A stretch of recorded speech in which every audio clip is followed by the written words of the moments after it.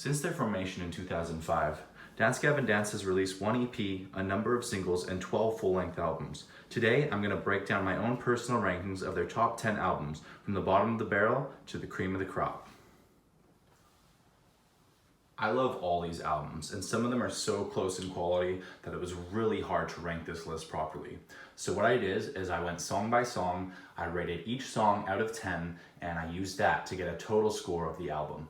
Obviously, this is my own opinion, and if you have your own opinion, tell me why mine's wrong, and put your own list of DGG albums ranked down below. I would love to start a conversation with you, talk about the merits of each, and see what I missed. I've been listening to this band since 2020, so I'm fairly new to them. I would love to see what maybe some of you guys that have been listening since the Johnny Craig era would have to say. So yeah, if you like the video, feel free to give it a like, and subscribe if you want to see more content like this.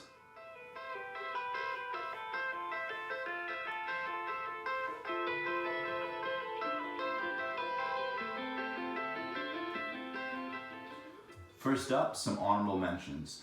We have 2006's Whatever I Say Is Royal Ocean. This is an EP, and it was the first DGG offering that isn't a full-length album, so it doesn't quite make the cut. It did, however, start off the Robot with Human Hair saga, which I think is the best DGD series of songs that really only mostly relate to each other by song title. But that little guy in the middle is the star of most of the band's animated music videos, and it adds some lore to the band that I really appreciate.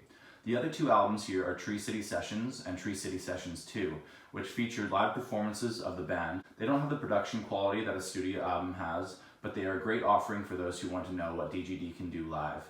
And they basically have only the bangers on there. Almost all of these songs appear on their other full-length albums, so it doesn't make the cut. Also, RIP to the great DGD singles that never made it onto a full-length album. They will be missed in this video ranking. Number 10, Happiness.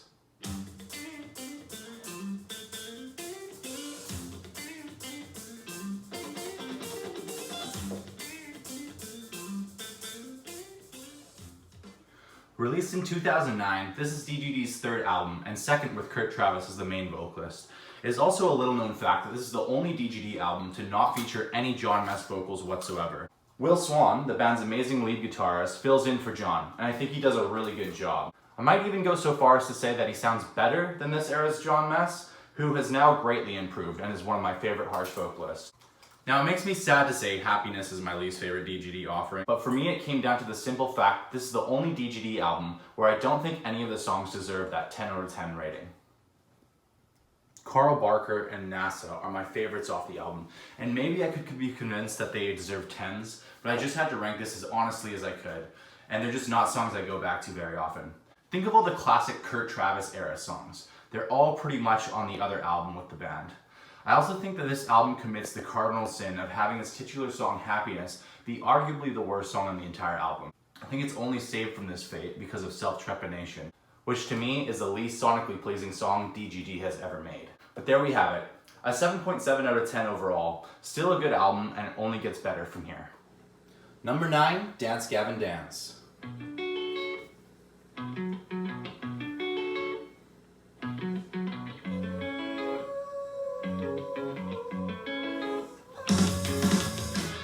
More commonly known as the Death Star album, this is DGG's second full-length album, released in 2008 and what introduced us to Kurt Travis. And if you want to talk about iconic DGD songs, just look at the Murderer's Row lined up as my top 4. Uneasy Hearts weigh the most, maybe the most popular DGD song, save for one, and definitely the top one for a long while, and for a good reason. It's so unique, has just a totally different style to it than the rest of all of DGD's discography, really. Me and Zoloft Get Along Just Fine, just a great song. Alex English and Rock Solid. These are top 10s across the board for me. So with all of these 4, you're asking why isn't the album ranked higher? And honestly, it would be if it were not for the lackluster back half of the album, which doesn't go into unlistenable territory, but truly features the worst John Mess vocals across the entirety of DGD's discography.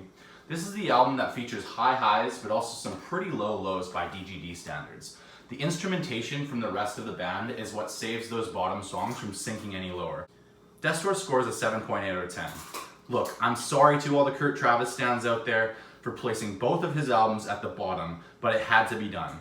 Thankfully, he's doing amazing things with Will Swan and their band Royal Coda, which released one of my favorite albums from last year. So our boy Kurt is doing just fine and is only getting better with age. Number 8, Downtown Battle Mountain.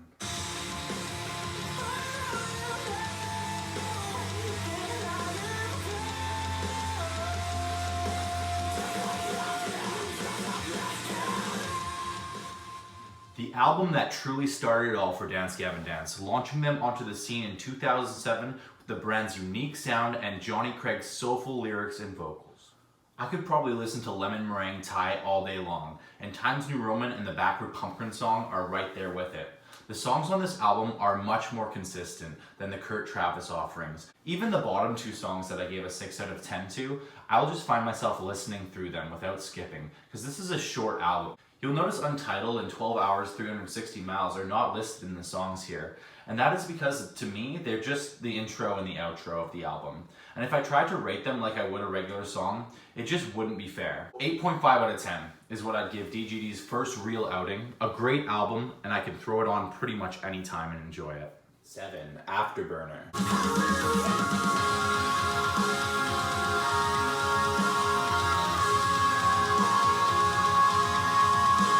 Here it is, the first Tillian era album. You probably thought I was going to completely shut out all of the non-Tillian albums to the very back of the rankings, but 2020's Afterburner is probably the most inconsistent DGD album since the Kurt Travis days. And it's a shame because some of these songs are amongst the best of all time. 1 in a Million is in my top 10 DGD songs of all time. It is uniquely flavored with layers upon layers of Tillian in the outro, and I listen to this song weekly. Nothing Shameful, Strawberries Wake, and Parody Catharsis are all powerhouses with great lyrics and performances that make you feel the love and craft put into these songs by all the band members. Calentamiento Global is probably the most unique sounding DGD song, as all of Tillian's lyrics are in Spanish, and the instrumentation really lends to a Latin flair. The middle portion is solid enough, but it is really the last 4 songs that to me just let the album down. They're by no means bad songs, they just don't push the envelope, which is something I look for with DGD. Into the Sunset, I believe, is widely seen as one of the worst album enders to a DGD album, and while I would mostly agree, I will give it credit for trying something different with the Bill Murray feature, even if it didn't fully work. 8.6 out of 10 for me, just sneaking past DBM 1, really on the strength of how much I love a few of the songs at the top. Number 6, Downtown Battle Mountain 2.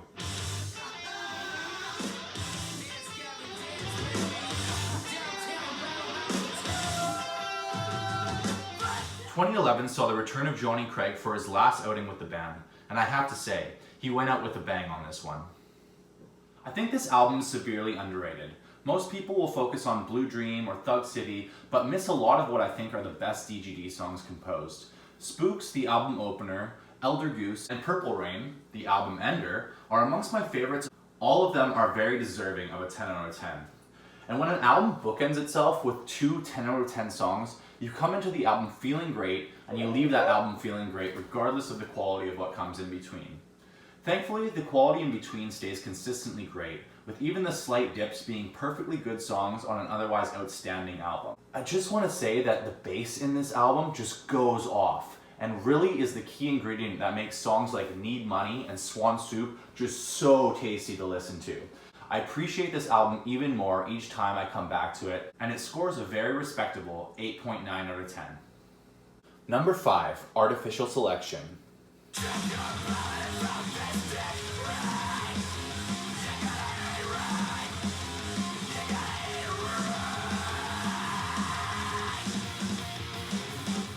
Here is another slept-on album of the Tillian era that I myself at one point thought was merely okay, save for a few songs.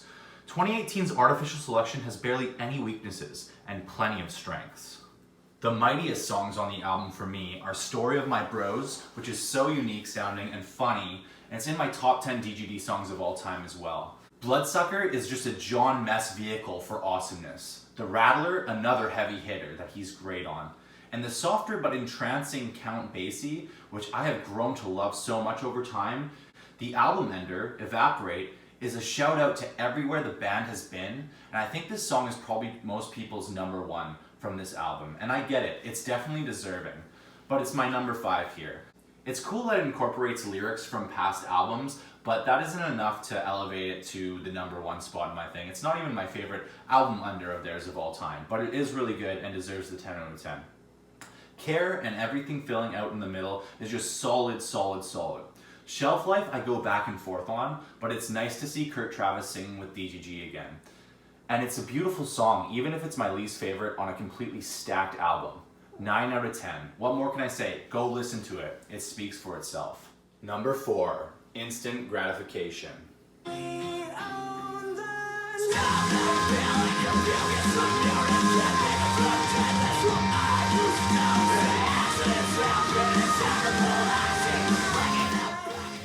Look, I get it. This is probably your favorite album, or one of your favorite albums, and putting it at number 4 just seems way too low. I get it. It's a great album, and the song We Own the Night is probably the most iconic DGD song that almost everybody knows, even if you haven't heard of DGD. I couldn't in good conscience put it any lower on this album than my number 1. Although I've played this song to death, there's a reason I've played this song to death. I've played it over and over and over again because it's so good. Tillian sounds great on it, John sounds immaculate, and the back and forth is just so great on this whole thing. You might be surprised by my number 2 being Variation. To me, this is one of my favorite choruses in DGD of all time, and I don't care that it's too short and it's a little repetitive. I love it, and I wish there was more of it. I agree, I wish there was more of it. But the chorus in this thing, mwah, chef's kiss. Stroke God Millionaire is just a classic. The 1-2 punch of We Own the Night and Stroke God Millionaire is just immaculate on this album, and you can't fault it. It comes in at my number 3 on this album. Lost, the album ender, again, a number 1, We Own the Night, 10 out of 10. Lost is my number 4, 10 out of 10 as the album ender. It's amazing what this album does, and everything in the middle is almost perfection. I mean, this is very similar to Artificial Selection in many ways. It just has, I think, one less 8 out of 10 to throw in there. I think these songs have grown on me more over time. I would say, I think I like Artificial Selection's lower songs probably a little bit more, personally, but in good conscience, I couldn't put this under Artificial Selection. I just would have been ran out of town. And there are great merits to this album. I get it. It's a masterpiece. It's a 9.1 out of 10. Definitely deserves the rating. Number 3, Acceptance Speech.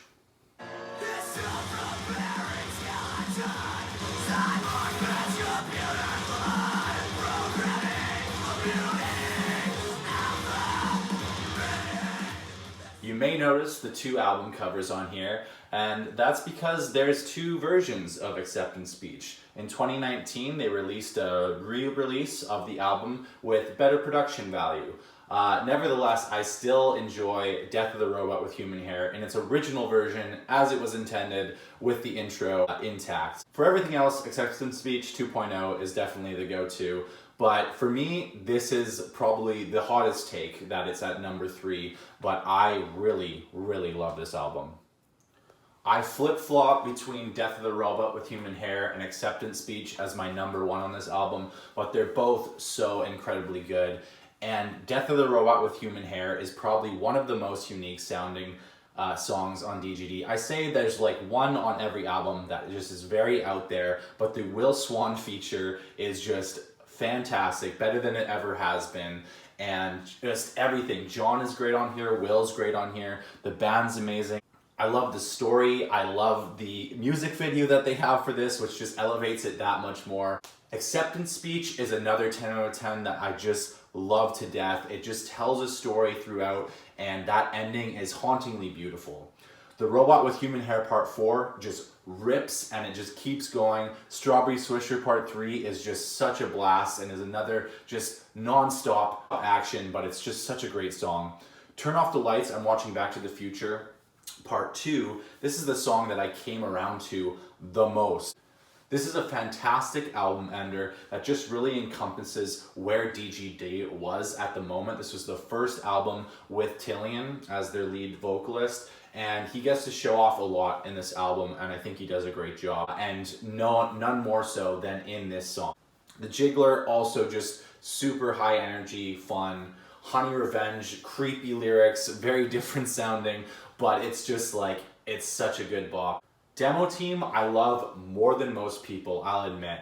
A lot of people hate Demo Team for what it does with the vocal effects, but I personally love it and I've never minded it. Carve is another great one. Maybe I've rated Carve a little too high with a 9, but hey, I enjoy it. I love listening to John's part especially. John's lyrics really start to shine, I think. I think they've always shone, but definitely Acceptance Speech onwards, you get those typical John Mess, goofy lyrics that sometimes tell a story, sometimes don't make any sense, sometimes are just there to be a percussive instrument in the whole DGD conglomerate. But it's great. Jesus H. Macy is the album opener, and I think it is one of the weaker album openers they have. Still a good song. Doom and Gloom is the only song that I can see people really not liking. However, I still love the Tillian parts in it, and I can't put it any lower than a 7 in good conscience. Total score for this one is a 9.2 out of 10. It is my number 3, and I think it will stay my number 3 for a while. I like it better than Instant Gratification by just a hair, and I think I like it better than Artificial Selection by a good margin as well. It just has so many songs that I want to come back to and listen to, and so many unique things that really showed what this new era could be with DGD. Number 2, Mothership.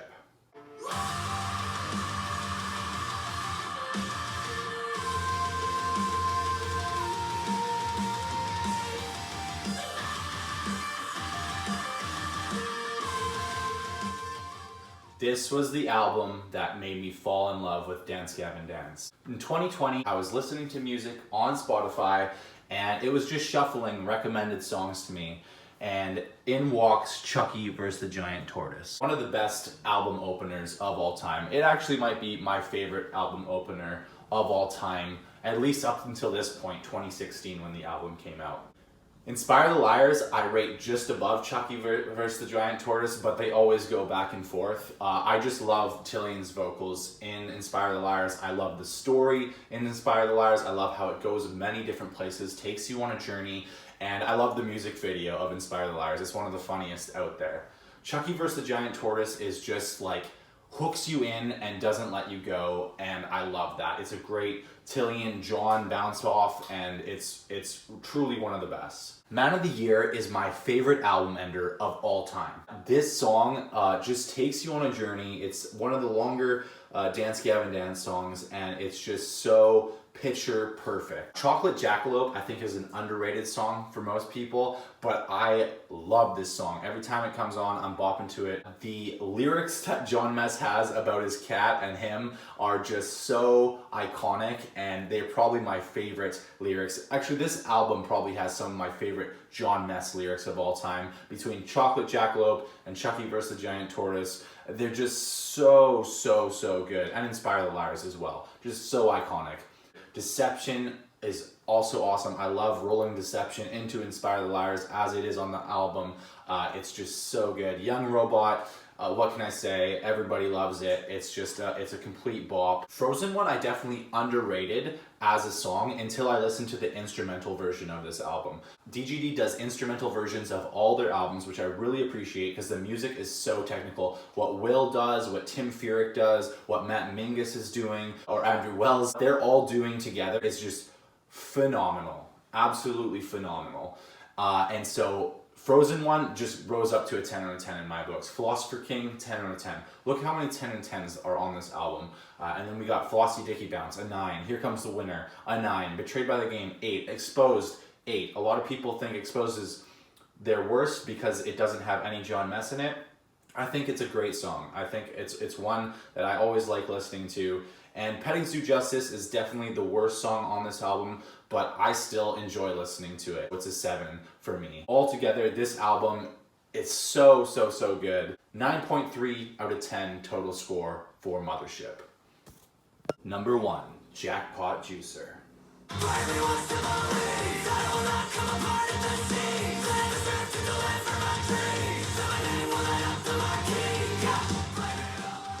This is no surprise to anybody that's watched my channel. Jackpot Juicer was my favorite album of last year, and it is my favorite album of all time.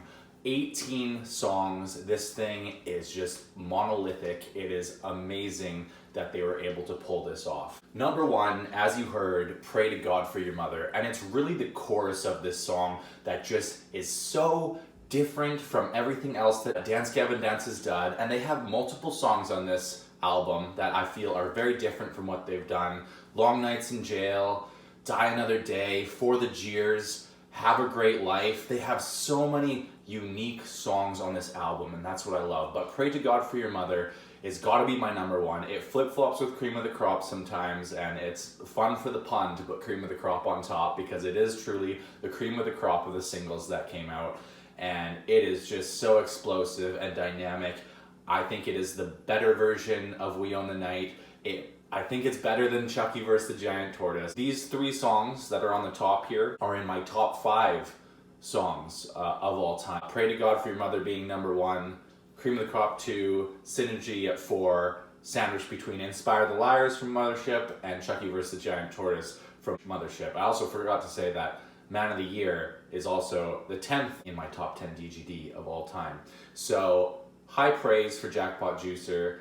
You can just see all the 10s on here. There's 13 songs that I have awarded a 10 out of 10 to, which, you know, sounds crazy, but honestly, it's just a monumental feat what they did with this album. To have 18 songs, and you'll notice Untitled 2 isn't on here. I give it the same treatment that I did Untitled on Downtown Battle Mountain 1, where I don't count it towards the score, but it really just flows right into Cream of the Crop. It's kind of like the intro strings to Cream of the Crop.